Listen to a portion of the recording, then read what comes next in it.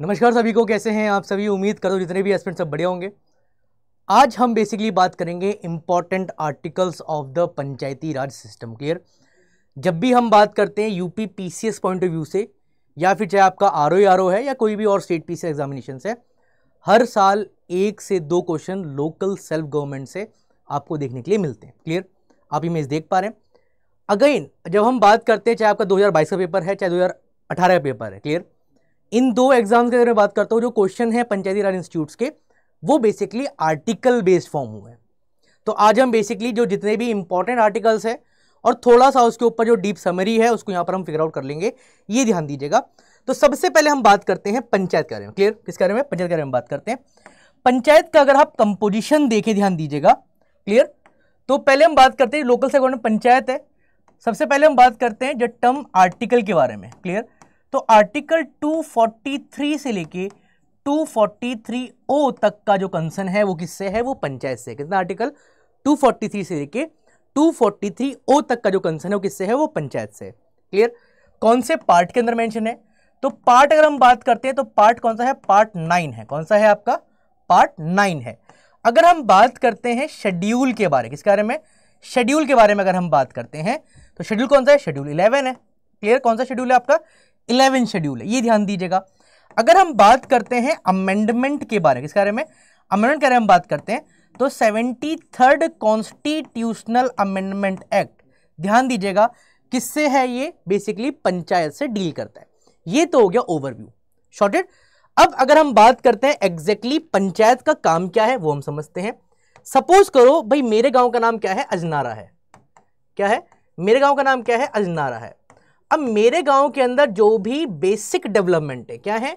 जो भी बेसिक क्या है आपकी डेवलपमेंट है।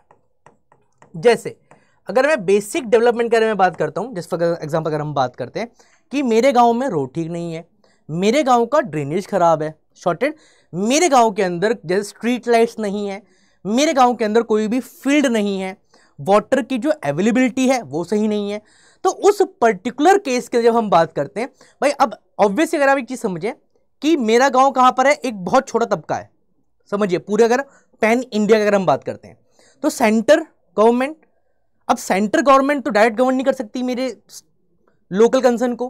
फिर आते हैं स्टेट। क्या स्टेट गवर्नमेंट में जो लोग बैठे हैं क्या उनको एग्जैक्टली पता है कि मेरे गांव में क्या दिक्कतें हैं?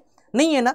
तो जो मेरे गांव के अंदर जो लोग हैं, क्लियर, उनको पता है आपका, शॉर्टेड। तो जब भी हम बात करते हैं एग्जैक्टली लोकल गवर्नमेंट क्या है आपका? ये डिसेंट्रलाइजेशन ऑफ पावर है। क्या है आपका? डिसेंट्रलाइजेशन ऑफ पावर है, ये ध्यान दीजिएगा। और ये जो टर्म है आपका डिसेंट्रलाइजेशन, इसके ऊपर क्वेश्चन है वो यूपीएससी ने भी फ्रेम किया है। क्लियर, और यूपी पीसीएस ने भी क्वेश्चन को फ्रेम किया है, ये ध्यान दीजिएगा। क्लियर। अब अगर हम बात करते हैं जो नॉर्मल कंसर्न हम सब जानते हैं कि बेसिकली 3 टायर सिस्टम क्या होता है आपका?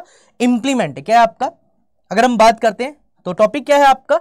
टायर्स ऑफ पंचायत के बारे में अगर हम बात करते हैं, क्लियर, टायर्स ऑफ पंचायत, तो कितने टाइप क्या है आपका? बेसिकली 3 टायर सिस्टम है। क्या है आपका? 3 स्तरीय प्रणाली है, यहां पर हम बात कर लेते हैं, शॉर्टेड। और किसने दिया था ये 3 टायर सिस्टम को? जो 3 टायर सिस्टम है इसको दिया था किसके द्वारा? बलवंत राय मेहता। बलवंत राय मेहता कमेटी ने बेसिकली इसको दिया था। क्लियर। अब कंसर्न क्या है अगर हम बात करते हैं? बिल्कुल ग्रास रूट लेवल पर। कहां पर आपका? अगर हम बात करें क्या है? बिल्कुल ग्रास रूट लेवल पर अगर हम बात करते हैं तो क्या आता है आपका? पंचायत आता है। क्या आता है आपका? पंचायत आता है आपका। या फिर अगर हम बात करते हैं आपका विलेज, समझने की बात है। क्या आपका? पहले क्या है आपका? विलेज है। सेकंड हम बात करते हैं ये क्या है आपका? इंटरमीडिएटरी है आपका। क्लियर, तो यहां पर क्या आता है? यहां पर आता है ब्लॉक। क्लियर। और थर्ड हम बात करते हैं हायरार्की क्या है आपका? वो है आपका जिला परिषद। क्या है? जिला परिषद है। अब अगर मैं एक बात कहता हूं, समझना यहां पर, अब समझने की बात क्या है? शॉर्टेड। अब जैसे एक डिस्ट्रिक्ट है, एक गांव, एक ये है, एक गांव बी है। क्लियर, ये विलेज बी है और ये विलेज ए है। समझना यहां पर विलेज ए और विलेज बी। एग्जैक्टली जो टर्म है आपका ग्राम सभा, ये होता क्या है? समझने की बात है आपका। ये पर्टिकुलर ग्राउंड जो विलेज है, इसकी जो टेरिटरी है, जहां तक इसका एक्सटेंशन है इस पर्टिकुलर विलेज का, क्लियर, इसमें जितने भी लोग, ध्यान दीजिएगा, जिनकी आयु 18 वर्ष से ज्यादा है, क्लियर, एज के बारे में हम बात करते हैं, कितनी है, 18 वर्ष से ज्यादा है, और उनका नाम इस गांव के इलेक्टोरल लिस्ट के अंदर है, इन सबको मिला क्या बनता है आपका ग्राम सभा बनता है। क्या बनता है आपका ग्राम सभा बनता है, क्लियर। तो जैसे हम बात करते हैं कि हमने इंपॉर्टेंट आर्टिकल फिगर आउट किया था, तो यहां पर जो पहला आर्टिकल आएगा हम बात कर लेते हैं, वेट, हाँ, क्लियर।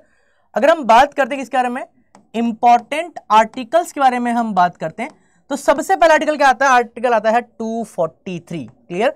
243 क्या करता है, डिफाइन करता है किसको, विलेज पंचायत को।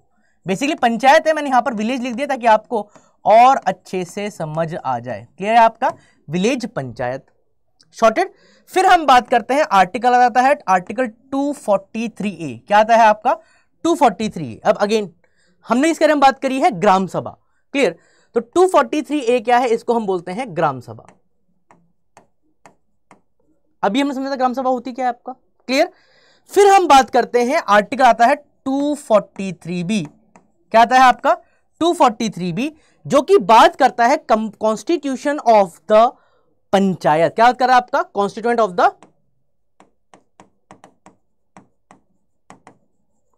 Of panchayat, clear. और अगर मैं बात करता हूं, ये जो आर्टिकल है, जैसे 243 है ग्राम सभा, ये ऑलरेडी यूपीएससी एग्जाम के अंदर और यूपी पीसीएस प्रीलिम्स के अंदर ऑलरेडी पूछा जा चुका है। पॉइंट क्लियर है, और बताइए यहां तक क्लैरिटी। फिर हम बात करते हैं, आर्टिकल 243C आता है, क्या आता है आपका आर्टिकल 243C आता है, जो बेसिकली बात करता है कंपोजिशन के बारे में। किसके बारे में, कंपोजिशन के बारे में बात करता है। पॉइंट क्लियर है, और नो, किसके बारे में बात करता है, कंपोजिशन के बारे में बात करता है। अब आप लोग ये कमेंट करें कि एग्जैक्टली कंपोजिशन ऑफ पंचायत के अंदर क्या आता है आपका, क्लियर, कंपोजिशन ऑफ पंचायत। अब यहां पर समझना, कंपोजिशन जब भी हम बात करते हैं तो यहां पर दो चीजें, क्लियर। आपने कभी ना कभी एक क्वेश्चन देखा, मैं बात करता हूं रेलेवेंसी, अगर हम देखते हैं, क्लियर, तो 2021 के अंदर एक क्वेश्चन आया था यूपीपीसीएस के अंदर कि जितने भी मेंबर होते हैं, क्या होते हैं, जितने भी मेंबर होते हैं वो कैसे इलेक्ट होते हैं, वो इनडायरेक्टली इलेक्ट होते हैं। कैसे होते हैं आपके, इनडायरेक्टली इलेक्ट होते हैं। चलो बहुत अच्छी बात है, क्लियर। एंड जितने भी क्या होते हैं आपके चेयरमैन होते हैं, कितने वो होते हैं आपके, जो भी चेयरमैन होते हैं वो कैसे होते हैं, वो डायरेक्टली इलेक्ट होते हैं। कैसे होते हैं आपके, डायरेक्टली इलेक्ट होते हैं। ये ध्यान दीजिएगा, क्या डायरेक्टली इलेक्ट होते हैं। तो क्या ये स्टेटमेंट सही है? जब भी हम बात करते हैं मेंबर्स के लिए, चाहे हम बात करते हैं यहाँ पे चेयरमैन के लिए, क्या ये इलेक्ट, अब देखिए समझने की बात क्या है, एग्जैक्टली हमने एक टर्म सुना था, क्या था आपका, डिसेंट्रलाइजेशन ऑफ पावर। क्या पढ़ा था हमने, डिसेंट्रलाइजेशन ऑफ पावर, ताकत का, शक्ति का केंद्रीकरण कर रहे हैं यहाँ पर, कहां तक, बिल्कुल ग्रास रूट लेवल तक। तो ऑलवेज ध्यान दीजिएगा, जो भी मेंबर्स होते हैं वो ऑलवेज क्या होते हैं, डायरेक्टली इलेक्ट होते हैं। क्या, डायरेक्टली इलेक्ट होते हैं। अब डायरेक्टली इलेक्ट मतलब क्या है कि जो आम जनता है, क्लियर, वो मतदान से अपने प्रतिनिधि को चुन रही है, is known as direct election आपका। सेम जब हम बात करते हैं चेयरमैन के लिए, तो ये क्या होते हैं, ऑलवेज इनडायरेक्टली इलेक्ट होते हैं। मतलब जो जनता के द्वारा प्रतिनिधि चुने गए हैं उनमें से ही किसी एक को चुन के चेयरमैन बनाया जाता है। ये ध्यान दीजिएगा, क्लियर। फिर जो इसके बाद आर्टिकल आता है वो वेरी वेरी इंपॉर्टेंट है, जिसकी हम बात करते हैं, आर्टिकल 243D। कौन सा आता है आपका, आर्टिकल 243D आता है, क्लियर। 243D बेसिकली सर हम बात करता है आपके रिजर्वेशन के बारे में बात करता है। किसके बारे में, रिजर्वेशन ऑफ सीट्स के बारे में बात करता है। अब अगर आप देखें, महिलाओं के लिए भी जो सीट क्या है वो यहां पर आरक्षित है। अब आपको कमेंट करना है कितनी सीट महिलाओं के लिए जो रिजर्वेशन कर रखा है आपका, क्लियर। एंड जब बात करते हैं scheduled tribe and scheduled caste के लिए, ध्यान दीजिएगा, बेसिकली उनके जो रेशो के हिसाब से सीटों का रिजर्वेशन किया गया, क्लियर। और अगर मैं बात करता हूं 243D के बारे में, तो ये जो कंसर्न है ये भी यूपी पीसीएस के अंदर क्वेश्चन फ्रेम हुआ था 2021 के अंदर, ये ध्यान दीजिएगा, क्लियर, यस और नो, बताइए यहां तक क्या रहे हो कहानी। फिर हम बात करते हैं 243E के बारे में। किसके बारे में, 243E के बारे में बात करते हैं, जो बेसिक इसके बारे में, जो ड्यूरेशन के बारे में बात करते हैं, क्लियर, ड्यूरेशन ऑफ पंचायत के बारे में बात करते हैं, किसी ड्यूरेशन ऑफ पंचायत के बारे में बात करता है। अब अगर हम पंचायत के ड्यूरेशन के बारे में बात करते हैं तो जब भी ये कंपोजिशन होती है आपकी तो 5 ईयर के लिए क्या होती है आपकी ये टेन्योर है। कितना है आपका? 5 साल टेन्योर है आपका। अब समझिए यहां पर 5 साल क्या है टेन्योर है। अगर 6 महीने से ज्यादा, कितना आपका 6 मंथ से ज्यादा अगर टेन्योर है और किसी कारणवश अगर जो पंचायत है वो डिसॉल्व जाती है, उस केस में क्या होता है आपका री इलेक्शन होता है। क्या होता है आपका? री इलेक्शन होता है। और अगर 6 महीने से कम का टेन्योर है, कितना आपका 6 महीने से लेस टेन्योर है आपका, तो जब जर्नल इलेक्शन होगा, क्या होगा आपका? जर्नल इलेक्शन होगा किसका? लोकल गवर्नमेंट का। उस टाइम ही इलेक्शन कंडक्ट करवाया जाएगा। अब इसको समझाने के लिए मैं आपको एग्जांपल देता हूं। जस्ट एग्जांपल 2020 में पंचायत से क्या होता है? इलेक्शन होता है आपका। क्लियर? तो ऑब्वियसली पता है भाई 2025 तक ये चलेगी शॉर्टेड। अब किसी कारणवश 2023 में जो पंचायत है वो डिसॉल्व हो जाती है, भंग हो जाती है किसी कारणवश। क्लियर? तो केवल ये रिमेनिंग टेन्योर के लिए, कितने के लिए आपका? केवल रिमेनिंग टेन्योर के लिए ही क्या होगी आपकी ये इलेक्ट होगी। ये ध्यान, किसके लिए? रिमेनिंग टेन्योर के लिए ही इलेक्ट होगी। पूरे अगेन 5 साल ये पूरा कार्यकाल नहीं करेगी, ये ध्यान दीजिए। केवल कितने के लिए? रिमेनिंग टेन्योर के लिए। और कब से मेंशन है आपका? अगर वो 6 महीने से प्रायर कंसर्न है आपका। क्या है आपका? प्रायर कंसर्न है। बताइए यहां तक कोई doubt? 243D and 243E again very very important, ध्यान दीजिएगा। शॉर्टेड पॉइंट क्लियर ना? चलिए अब हम बात करते हैं यहां पर 243I के बारे में। अगेन वेरी वेरी इंपॉर्टेंट है, ध्यान दीजिएगा। किसके बारे में? 243I के बारे में बात करते हैं। और 243I बेसिकली बात करता है फाइनेंस के बारे में। किसके बारे में? फाइनेंस के बारे में। अब अगेन देखिए क्लियर। अब पंचायत के लिए, डेवलपमेंट के लिए, क्लियर, पंचायत अगर मैं बात करता हूं भाई डेवलपमेंट के लिए जो भी फंड आएगा, पहला पॉइंट क्या होगा? डेवलपमेंट। दूसरा अगर हम बात करते हैं, दूसरा कौन सा हो गया आपका? इलेक्शन हो गया भाई पंचायत के लिए। शॉर्टेड डेवलपमेंट के लिए, इलेक्शन के लिए जो भी कंसर्न होगा वो done by the state finance commission, done by the state finance commission. ये ध्यान दीजिएगा, फाइनेंस कमीशन ऑफ इंडिया का यहां पर कोई भी रोल नहीं है, डायरेक्टली तो स्पेशली नहीं है यहां पर। बताइए और कोई डाउट? यस और नो? शॉर्टेड बताइए यहां तक कोई डाउट? तो फाइनेंसेस का जो भी कंसर्न है वो किसके हाथ में है? वो स्टेट फाइनेंस कमीशन के हाथ में, स्टेट फाइनेंस कमीशन के हाथ में है आपका। देन फिर हम बात करते हैं, अगेन वेरी इंपॉर्टेंट, आता है 243 के, जो कि किससे है आपका? इलेक्शन से है। किससे है आपका? इलेक्शन डील करता है, very very important. And 243I भी क्या है? रिपीटेड है, ध्यान दीजिएगा।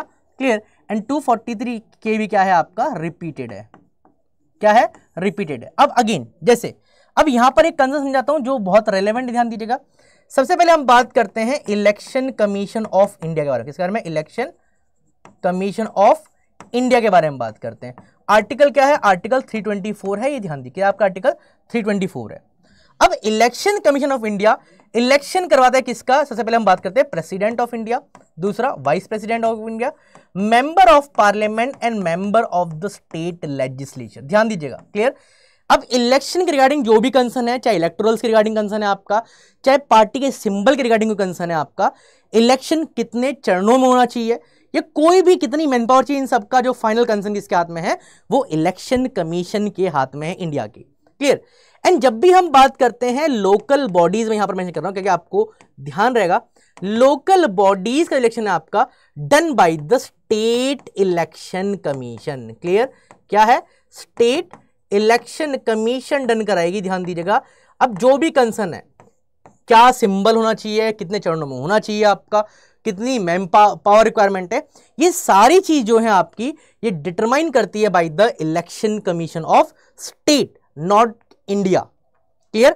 आर्टिकल क्या है? 243 के है, ये ध्यान दीजिएगा। तो फाइनेंसिस की अगर हम बात करते हैं तो done by the state finance commission, and जब हम बात करते हैं इलेक्शन के बारे में लोकल गवर्नमेंट का, तो done by the state election commission. Shorted ये पॉइंट? यस और नो? बताइए कोई डाउट? तो ये कुछ important articles regarding the panchayat, ये ध्यान दीजिएगा। 243 से लेकर 243O बट के तक के जितने भी रेलेवेंसी हैं वो हमने यहां पर फिगर आउट कर लिया है। क्लियर? और अगर आपको अपनी तैयारी और इनहेंस करनी है तो आप जुड़िए मेरे साथ 5:30 बजे अपनी क्लास में यूपीपीएससी स्टडी आईक्यू के यूट्यूब चैनल पर, और अपनी पॉलिटी को स्ट्रॉन्ग कीजिए। एंड भाई polity scoring area and core section से आपके प्रीलिम्स के लिए भी और मेंस के लिए भी। तो stay tune with the UPPSC study IQ. जब तक के लिए जय हिंद, जय भारत।